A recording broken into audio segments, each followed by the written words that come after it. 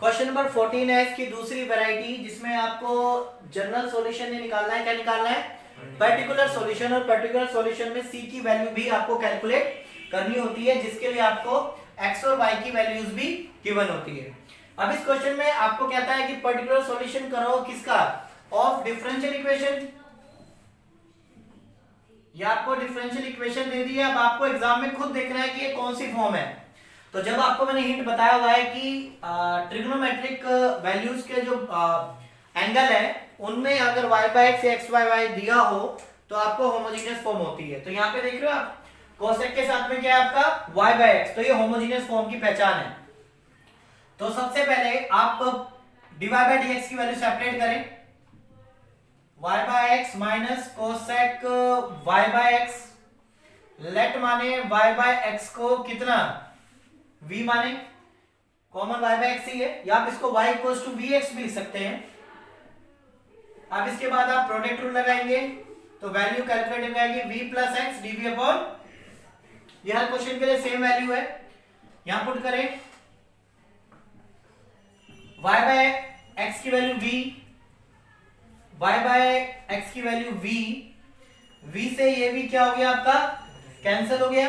अब v के पास v को ले जाते हैं तो ये माइनस कोसेक v आप नीचे ले जाएं और dx को आप यहां पे लिए आए।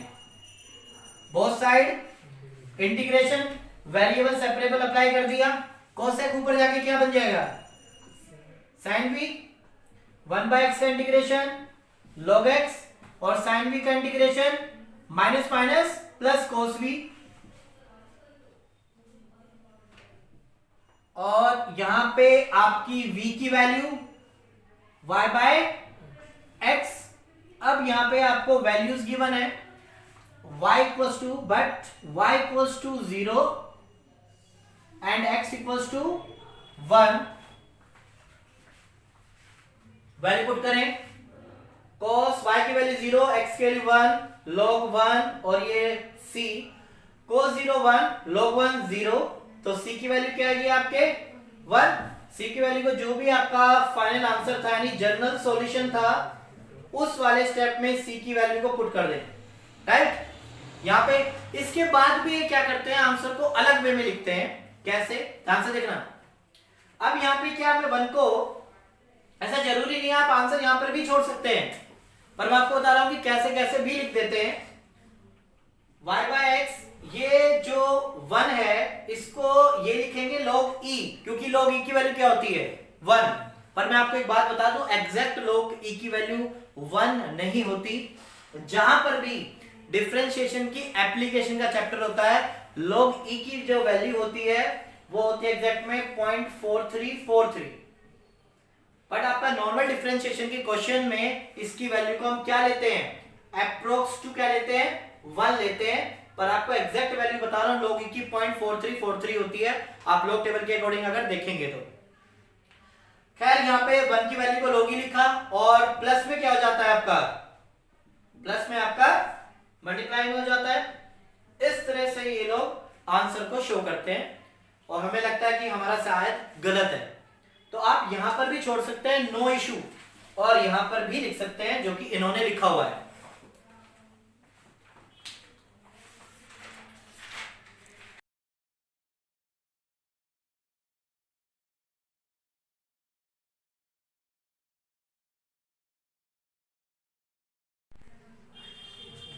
क्वेश्चन नंबर 13 है, फाइंड करना है आपको particular solution, particular solution of differential equation. तो जब आपकी x और y की वैल्यूज दी होती है उसको क्या बोलते हैं? पर्टिकुलर सॉल्यूशन वाला। अगर नॉर्मल होता है तो उसको बोलते हैं जनरल सॉल्यूशन।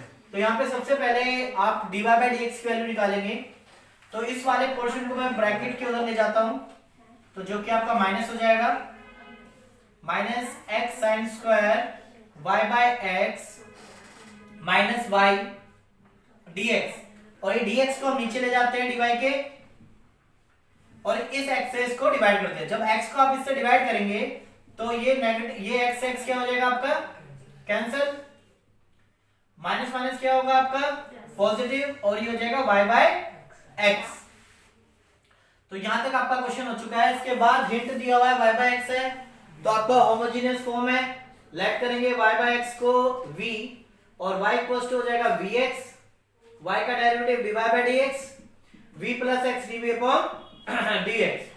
तो dy बाय dx की जगह हम पुट कर रहे हैं वैल्यू को v plus x dv upon dx। ये हो गया आपका sin square v, y by x है तो आपका कितना हो गया है v, और ये भी y बाय x कितना हो गया आपका v, v से v कैंसिल हो गया, v से v। इसके बाद v के पास v को ले जाएं और x के पास x को ले जाएं, यानी कि वेरिएबल सेपरेबल अप्लाई करें। 1 अपॉन में साइन स्क्वायर v आपका क्या हो जाएगा माइनस के कोसेक स्क्वायर v। और क्या कोसेक स्क्वायर v का इंटीग्रेशन होता है? कोसेक स्क्वायर v होता है आपका किसका इंटीग्रेशन? कोट का, क्योंकि कोट का डेरिवेटिव क्या होता है माइनस के कोसेक स्क्वायर v, तो इसका इंटीग्रेशन ये होगा। और v की वैल्यू आपको गिवन है, आपने लेट की थी v की वैल्यू y बाय x, और यहां y बाय x की वैल्यू पुट करें, y की वैल्यू पाई बाय 4, x की वैल्यू 1, x की वैल्यू 1, कोट पाई बाय 4 की वैल्यू 1, log 1 आपका 0। दैट मीन्स c की जो वैल्यू है वो आपकी 1 आई। और जहां पे आपका जनरल सॉल्यूशन आपने छोड़ा है, जनरल सॉल्यूशन का आंसर ये है, वहां पे c की वैल्यू को पुट कर दें। तो cot y by x equals to log x plus c की वैल्यू 1। सेम पिछले क्वेश्चन में भी यही पॉइंट था, जिसमें हम 1 को लिख सकते हैं log e, और नेक्स्ट स्टेप में प्लस में आपका हो जाएगा ये मल्टीप्लाई में कोट y बाय x। तो इस तरह से आपका ये इंटीग्रेशन होगा। क्लियर है? सबसे पहले हमने dy बाय dx की वैल्यू कैलकुलेट की, ठीक है। dy बाय dx को सेपरेट बनाना होता है, इसलिए मैंने x को भी डिवाइड किया। तो x को इससे डिवाइड करोगे कैंसिल हो जाएगा और इसके नीचे आ जाएगा। y बाय x को हमने v मान लिया। इसके बाद जो नॉर्मल प्रोसीजर चलता है क्वेश्चन का वो किया, v से v cancel, variable separable apply किया, इंटीग्रेशन किया, बस x और y की यहाँ पे वैल्यू पुट की, c की वैल्यू कैलकुलेट की, और जो लास्ट जो जनरल सॉल्यूशन था वो c की वैल्यू इसके अंदर पुट कर दी।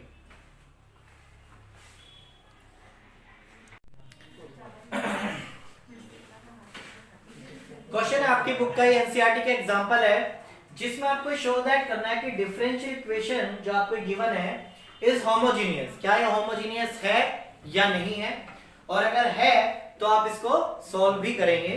तो सबसे पहले किस तरीके से फाइंड आउट किया जाता है कि फंक्शन आपका या जो इक्वेशन है वो होमोजेनियस है, उसके स्टेप्स है कुछ।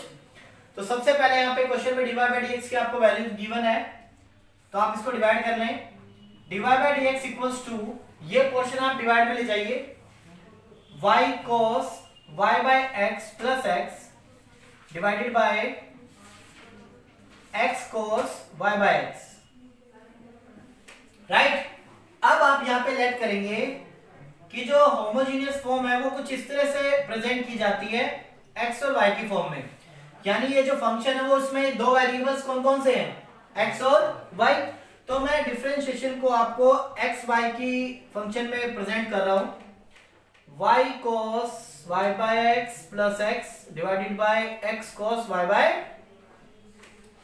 अब यहां पे मैं x की जगह रिप्लेस कर रहा हूं लैम्डा x, और जहां जहां y है वहां पे रिप्लेस कर रहा हूं लैम्डा y। यानी एक वेरिएबल इंट्रोड्यूस कर दिया मैंने इसके अंदर, जिसका नाम है लैम्डा x और लैम्डा y। तो लैम्डा x जहां जहां आपका है वैल्यू है वहां पे आप पुट करें इसको, lambda y lambda x plus lambda x dividing by आपके लैम्डा x, ये आपका लैम्डा y के साथ लैम्डा y, x के साथ lambda x, cos lambda y divided by lambda x। अब यहाँ पे कैंसल है, लैम्डा से लैम्डा कैंसल है, यहाँ पे लैम्डा से लैम्डा कैंसल है। तो ऊपर से आप देखेंगे कॉमन क्या आ रहा है आपके पास, लैम्डा कॉमन आ रहा है, और कॉमन आना ही सबसे मेन पॉइंट है। और नीचे से भी आपके लैम्डा ऑलरेडी कॉमन है और क्वेश्चन की बाकी ओरिजिनल फॉर्म आ चुकी है। लैम्डा लैम्डा लैम्डा की पावर 1 लैम्डा की पावर 1 1 से 1 कैंसिल करोगे तो क्या आएगा आपका 0। तो ये आपके जो इस तरह से फॉर्म आती है तो यहाँ ये प्रूफ होता है कि ये फंक्शन क्या है आपका होमोजीनियस है। हमेशा यहाँ पर जो पावर है आपकी वो 0 आएगी, यहाँ पे 1 या 2 या 3 पावर नहीं आएगी, यानी कि जो फंक्शन की डिग्री है वो क्या आएगी यहाँ पे 0 आएगी। और 0 आना ही यहाँ पर ये क्या कहलाता है आपका कि ये होमोजीनियस फॉर्म है।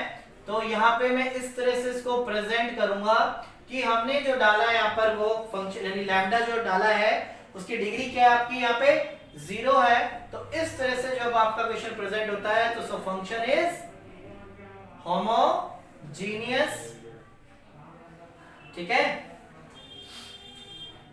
तो यहाँ पे आप आंसर छोड़ सकते हैं और उसके बाद में फिर इस क्वेश्चन को आपको करना भी है कि इस क्वेश्चन को आगे कैसे करेंगे।